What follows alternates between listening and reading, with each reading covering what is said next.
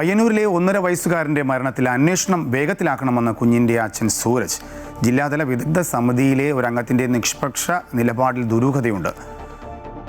സംസ്ഥാനതല വിദഗ്ധ സമിതി വൈകാതെ ചേരണം. മുഖ്യമന്ത്രിയെ നേരിൽ കണ്ട് പരാതി നൽകുമെന്നും നീതി കിട്ടും വരെ പോരാടുമെന്നും അച്ഛൻ സൂരജ് മാധ്യമങ്ങളോട് പറഞ്ഞു.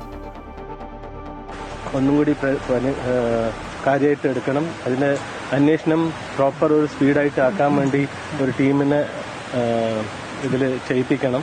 പിന്നെ ഇപ്പം നിലവിലില്ല നമ്മളുടെ അന്വേഷിക്കുന്ന ഡിവൈഎസ്പി സാർ നല്ല ഒരു അന്വേഷണത്തിലുണ്ട്. അവർ ഉറപ്പ് തന്നിട്ടുണ്ട്. വീണ്ടും ഞാൻ കണ്ടിട്ടുണ്ടായിരുന്നു കഴിഞ്ഞ ദിവസം. അവരന്വേഷണത്തിൽ ഒരു വീഴ്ച ഉണ്ടാവില്ല എന്ന് പറഞ്ഞിട്ടുണ്ട് ഉറപ്പായിട്ട്. അപ്പം ഇതാണ് ഇപ്പം എൻ്റെ ചോദ്യം. ഈ നിലവിൽ സ്റ്റേറ്റ് ലെവലിൽ പോയ മെഡിക്കൽ റിപ്പോർട്ട് അത് ഇനി എത്ര പെട്ടെന്നും അതിലേക്ക് കാര്യമായിട്ട് കൊണ്ടുവരണം.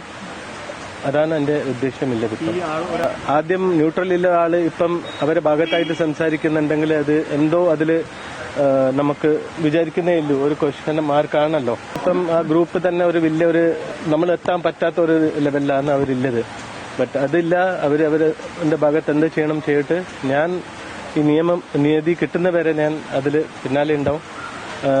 റിക്വസ്റ്റ് വീണ്ടും ഈ സർക്കാരായിട്ടുണ്ട്. വീണ്ടും ഒരു റിക്വസ്റ്റാണ്.